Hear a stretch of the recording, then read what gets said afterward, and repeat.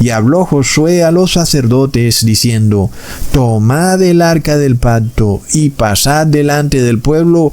Y ellos tomaron el arca del pacto, y fueron delante del pueblo.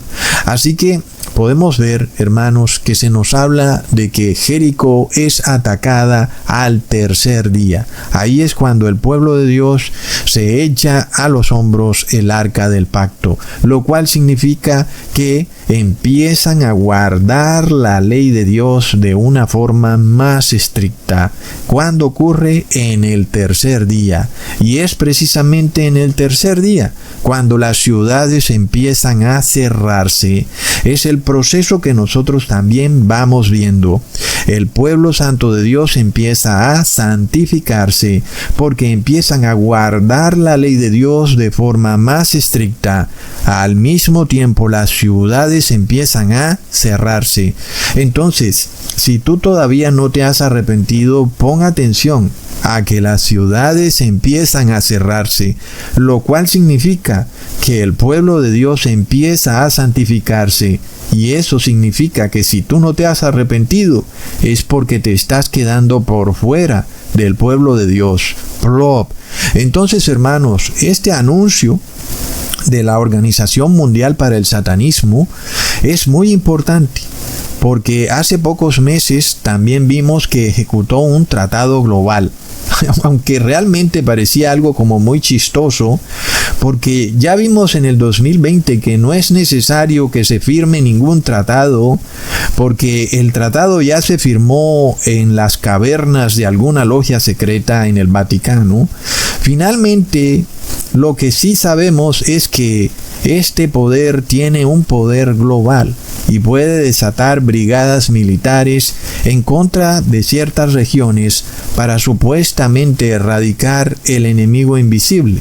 Ahora, como sabemos, Jesús dividió la historia del mundo en antes de Cristo y después de Cristo. En términos históricos se toma el año 0 como esa división de antes de Cristo y después de Cristo. Algunos dicen que Jesús nació en ese año 0, lo cual ya hemos probado que no es cierto. Jesús no nació en el año 0, sino en el año 4 antes de Cristo. Entonces, nosotros ahora queremos saber cuándo inicia el tercer día, para saber qué tan cerca estamos de la segunda venida de Jesús. Por lo tanto, para eso vamos a partir de la muerte de Cristo y no de su nacimiento. Por eso tomamos el año 31, que es cuando Jesús fue colgado en el madero, para establecer el inicio del conteo y determinar cuándo estamos o hemos entrado en el tercer día. Hablando de esos 3 días proféticos que nos representan ahora 3 milenios, entendiendo que Jesús viene en el tercer milenio, que es, proféticamente hablando, el tercer día, recontra mega plop. Y esto para que se cumpla la profecía de Oseas. ¿Ok? No olvides la profecía de Oseas. Leamos en Oseas capítulo 6, versículo 1 al 3. Venid y volvamos a Jehová, porque Él arrebató y nos curará, hirió y nos vendará, nos dará vida después de 2 días, en el tercer día nos resucitará, y viviremos delante de Él, y conoceremos y proseguiremos en conocer a Jehová, como el alba está dispuesta su salida, y vendrá a nosotros como la lluvia tardía y temprana a la tierra. Ahí lo tenemos, es decir, que en el tercer día va a ocurrir la restauración y resurrección del pueblo santo de Dios, que ha sido también profetizada en el libro de Daniel. Leamos en Daniel capítulo 12, versículo 2. Y muchos de los que duermen en el polvo de la tierra serán despertados, unos para vida eterna y otros para vergüenza y confusión perpetua. Entonces, es en el tercer día donde ocurre esto. Ahí es cuando se cumple la profecía de Daniel. Aquellos que traspasaron a Jesús y lo mataron en el madero van a ser resucitados solo para verlo viniendo en las nubes. Es de locos, recontra plop. Leamos en Lucas capítulo 21, versículo 27. Entonces verán al Hijo del Hombre que vendrá en una nube con poder y gran gloria. Tremendo. Y como si fuera poco, el apóstol Juan reitera estas mismas palabras en el Apocalipsis. Leamos el capítulo 1, en el versículo 7. He aquí que viene con las nubes, y todo ojo le verá, y los que le traspasaron, y todos los linajes de la tierra harán lamentación por él. Sí, amén. Así que por eso nosotros tomamos como el año de inicio de la profecía, precisamente el año en que Jesús es colgado en el madero. Por tanto, empezamos este conteo de los 3 días o 3 milenios desde el año 31. Y por eso empezamos del 31 al 1031 para contar el primer día o primer milenio. Luego del año 1031 al año 2031 para contar el segundo día o segundo milenio. Y luego del 2031 en adelante para contar el tercer día o el tercer milenio. Pero ojo, porque el tercer día o tercer milenio va a empezar antes. Ahí es donde está el meollo del asunto.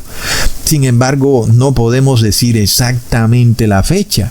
Pero Jesús lo advirtió, que los días serían acortados. Quiere decir que vamos a entrar en el tercer milenio y ni siquiera vamos a saberlo. Leamos en Mateo capítulo 24, versículo 22. Y si aquellos días no fuesen acortados, nadie sería salvo, mas por causa de los escogidos, aquellos días serán acortados. Hoy sabemos que estas palabras de Jesús son verídicas. ¿Verdad, hermanos? Es decir, si Jesús no acortara los días, yo creo que nadie podría ser salvo, porque vamos a un régimen digital de inteligencia artificial y de vigilancia global que va a ser realmente estricto. Habrán cámaras de video por todas partes, dentro de tu casa y fuera de tu casa.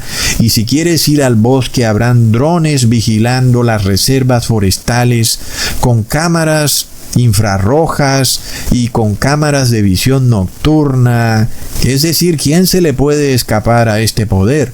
Como si fuera poco, también vemos que virus y enfermedades están siendo fumigadas desde los cielos y también las aguas están siendo contaminadas. Y ¡wow! ¿Quién podrá salvarse? Pero Jesús nos lo deja muy claro. Por eso los días tienen que ser acortados. Nosotros, aunque vemos que este sistema digital de control social es realmente horripilante, tenemos fe en que Jesús va a acortar los días para que el pueblo de Dios se salve. Y no que seamos totalmente hollados y pisoteados por este terrible poder demoníaco. Por lo cual, en cualquier momento, en el momento que menos lo esperes, los días se acortarán y la crisis final se desatará. Entonces todo ciudadano o morador de la tierra terminará diciendo que acepta el número, el nombre o la marca de la bestia, mientras que el pueblo santo de Dios habrá quedado sellado con el nombre del Padre y del Hijo en sus frentes. Leamos en Primera de Tesalonicenses capítulo 5 versículo 3 al 4. Cuando digan paz y seguridad, entonces vendrá sobre ellos destrucción repentina como los dolores a la mujer encinta, y no escaparán. Mas vosotros, hermanos, no estáis en tinieblas para que aquel día os sorprenda como ladrón. No olvidemos que la ONU fue creada por la paz y seguridad. Es decir, de hecho ellos mencionan las exactas mismas palabras en su sitio web. Y alguien podría decir, bueno, Ecusatón, pero la ONU fue creada en el año 1945.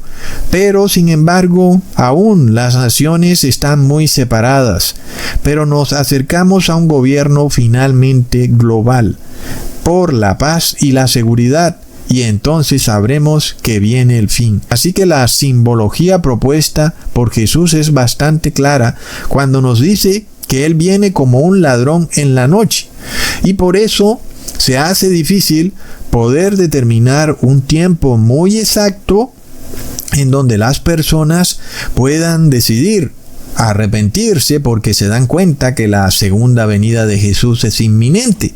A la final, aunque vemos señales supremamente claras, las personas siguen funcionando en la vida como si nada fuera a pasar. Hay personas que siguen haciendo mucho dinero y uno se pone a pensar, bueno, pero ¿qué objetivo tiene todo si el mundo está por acabar? Pero a la final todos los días parecen seguir igual como si nada, porque, como ya les he dicho, pues Jesús viene como un ladrón en la noche y no va a haber forma en que tú puedas decir, hoy viene Jesús, por algo que habrá pasado en el mundo, sino que tú debes estar preparado de antes, porque a los impíos no se les va a dar señal, y todos aquellos que esperan una señal son impíos. El pueblo de Dios está llamado a arrepentirse aún porque se da cuenta que la segunda venida de Jesús es inminente, pero no porque ve una señal específica que lo lleva a arrepentirse. Los que hacen eso son parte de una generación adúltera y mala. Leamos en Mateo capítulo 12, versículo 39 al 40. Él respondió y les dijo, la generación mala y adúltera demanda señal, pero señal no le será dada, sino la señal del profeta Jonás. Porque como estuvo Jonás en el vientre del gran pez 3 días y 3 noches, así estará el Hijo del Hombre en el corazón de la tierra 3 días y 3 noches. Hermanos, nosotros estamos en la tercera y cuarta generación, que es la generación Y y Z. ¿Acaso es coincidencia que el mismo mundo ha bautizado esta última generación como la generación Z? Es de locos, hermanos. Es decir, la casualidad es impresionante. Sin embargo, es esta generación Y y Z, que es la tercera y cuarta generación, la que espera ver a Jesús viniendo en las nubes para arrepentirse. Pero resulta que esos que van a sorprenderse cuando vean a Jesús viniendo en las nubes son los mismos que lo traspasaron. No solo serán aquellos que en efecto físicamente lo traspasaron, sino también aquellos que habrán perseguido al pueblo de Dios y habrán también traspasado a Jesús en su cuerpo, en el cuerpo de la iglesia de Cristo. Entonces vemos, hermanos, que todo esto es una gran señal. Así también se nos da al pueblo de Dios otra señal muy clara, que es la señal del profeta Jonás, en donde se nos dice que el profeta Jonás estuvo 3 días y 3 noches dentro de la ballena, y que esta es la señal que Jesús le da a la generación mala.